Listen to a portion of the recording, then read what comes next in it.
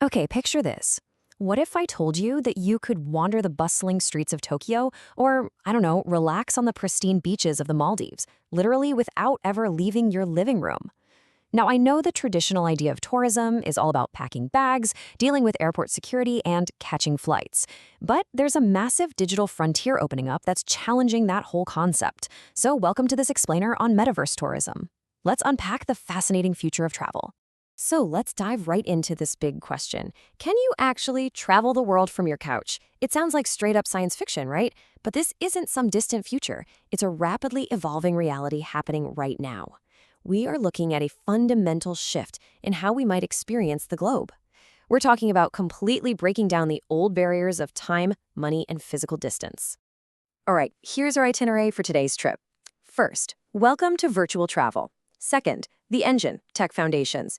Third, the destinations, UX and case studies. Fourth, the gift shop, economics. Fifth, travel advisories, challenges. And finally, number 6, final destination, the future. Section 1. Welcome to virtual travel. It's kind of wild to think that this whole idea actually kicked off way back in the 1980s when the early digitization of the world really began. By the 1990s, the concept of a personal cyberspace started taking root in cyberculture and sci-fi.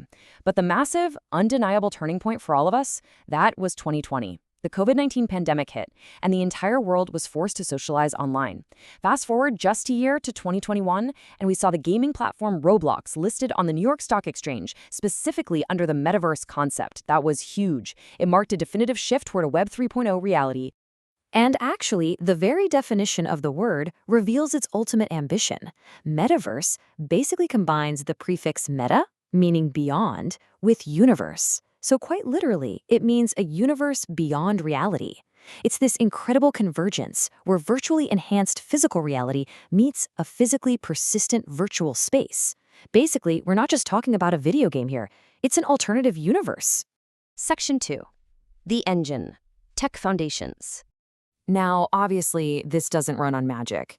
To make this immersive environment function seamlessly, it relies entirely on 4 foundational pillars. You've got 5G networks for that absolute zero lag speed, blockchain for verifying digital ownership, artificial intelligence for literally building out the world, and digital twins to perfectly mirror reality. Together, they create a persistent world that you can actually believe in. Let's zoom in on digital twins for a second, because this is fascinating. Imagine your favorite local coffee shop, but mapped out pixel by pixel, existing 24/7 online. That's a digital twin. It's a space where the real world overlaps perfectly with the virtual.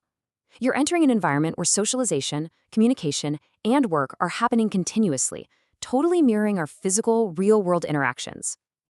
Section 3. The destinations, UX, and case studies. So what are people actually doing? Well, tourists are already engaging in some seriously unique experiences. Take UNESCO World Heritage Day, for example. The Meteora Greek heritage site was repositioned virtually so visitors could transition right into the space and watch a 6-minute film with a live moderator. How cool is that? Then, over in Korea, there was this Metaverse moon dance party. People's avatars were wearing these little moon hats just dancing away to an indie band mixed with EDM tech. It's a completely different way to experience culture.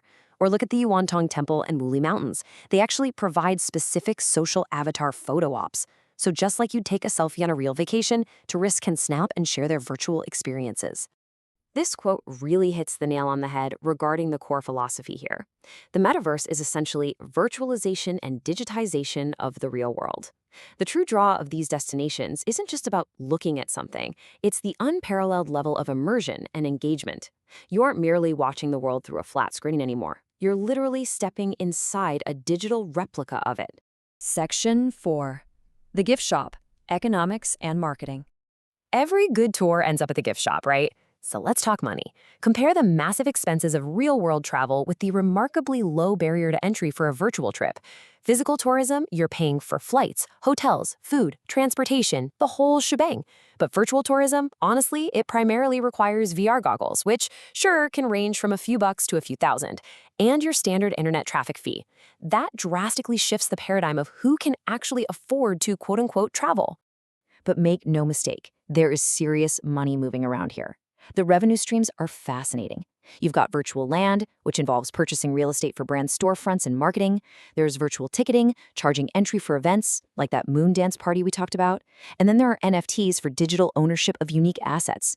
A really incredible example of this is the creation of African wildlife safari NFTs. Local artists and wildlife parks can actually animate wildlife footage, mint it on a blockchain, and offer fractional ownership to a global audience. This is literally creating entirely new jobs and funding actual, real-world conservation. It's a total game changer. Section 5. Travel Advisories, Challenges, and Ethics. All right, before we get too carried away with the hype, let's ground ourselves and look at the baggage, the travel advisories every virtual tourist needs to know about.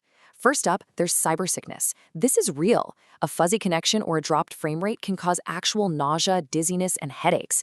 Not fun. Second, even though it's cheaper than a plane ticket, expensive hardware barriers are still creating a very real digital divide. Third, we are severely lacking in clear regulatory and ethical guidelines. It's kind of the Wild West out there. And finally, let's be honest, some virtual designs right now are just mundane and uncreative. They fail to capture the actual awe of physical travel.